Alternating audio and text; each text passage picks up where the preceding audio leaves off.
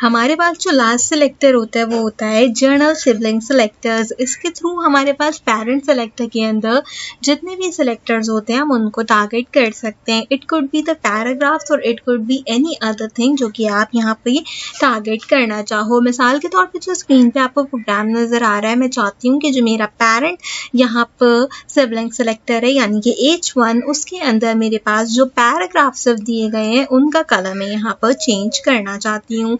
इस प्रोग्राम को गौर से देखें तो आपके पास 2 H1 अवेलेबल हैं, तो मैं चाहती हूँ कि ऐसे H1 जिनके अंदर पैराग्राफ्स अवेलेबल हों सिर्फ उनके कलर्स यहाँ पर चेंज हों। तो उसके लिए हम क्या करेंगे, स्टाइल की कमांड का यूज़ करेंगे एंड स्टाइल की कमांड के बाद हम यहाँ पर सबसे पहले अपने पेरेंट सिलेक्टर को बताएंगे। तो पेरेंट सिलेक्टर मेरा H1 है जिसको मैंने यहाँ पर डिफाइन आउट कर दिया। उसके बाद आपने यहाँ पे टैब का साइन यूज़ करना है जो कि हमारा सिबलिंग कॉम्बिनेटर का साइन होता है, उसको यूज़ करना है। उसके बाद आपने आपके अकॉर्डिंगली बताना है जिसमें आप यहाँ पर सिबलिंग सिलेक्टर को कलर करना चाहते हो। तो मैं पैराग्राफ्स को कलर करना चाहती हूँ तो मैंने उसके लिए P को डिफाइन किया। यहाँ पर हम कलर की प्रॉपर्टी को डिफाइन कर देते हैं एक्वा कलर के अंदर। तो अब आप देखें कि H1 के अंदर सिर्फ और सिर्फ जो पैराग्राफ्स अवेलेबल थे वो मेरे पास यहाँ पे कंपाइल्ड आउट हो गए हैं स्पेसिफिकली। सेम इसी तरीके से अगर मैं एक और यहाँ पर स्टाइलिंग देना चाहूँ कलर से रिलेटेड,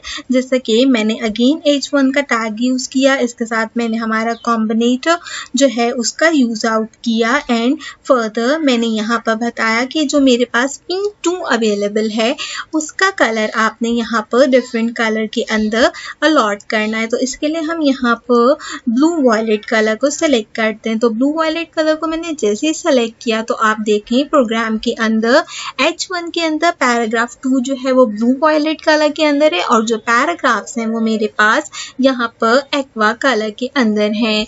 लेकिन जो मेरा H1 है यानी कि ड्रीम बिग, उसके साथ जो मैंने यहाँ पर कंटेंट लिख कर रखा है उसका कलर सिंपल कंपाइन है। अगर हम पैराग्राफ्स नहीं मेंशन करते तो भी हमारे पास जो यहाँ पर एट्रीब्यूट्स लिखे होते हैं वो पैराग्राफ के ही एट्रीब्यूट्स होते हैं, बट अच्छी प्रैक्टिस ये होती है कि आप हमेशा पैराग्राफ्स को मेंशन करें। तो अगर मैं यहाँ पर पैराग्राफ टैग का यूज़ कर दूँ तो आप देखोगे कि इसका कलर भी यहाँ पर मेरे पास एक्वा हो जाएगा। तो लाइक दिस आप अपने अकॉर्डिंगली किसी भी एक अल्टरनेट यहाँ पर पेरेंट को यूज़ कर सकते हो और उस पेरेंट के अंदर आप अपने जर्नल सिबलिंग का यूज़ कर सकते हो उसको कलर्स प्रोवाइड करने के लिए। अगर आपने प्रीवियस कोई भी सिबलिंग मिस आउट किया है तो डिस्क्रिप्शन में दी गई प्लेलिस्ट से each and every sibling tags को यूज़ आउट कीजिए, उनको देखिए और उनकी प्रैक्टिस लाजमी कीजिए ताकि आप जब भी CSS के अंदर यहाँ पर सेलेक्टर का यूज़ करें तो आपका कॉन्सेप्ट काफ़ी अच्छे तरीके से क्लियर आउट हो।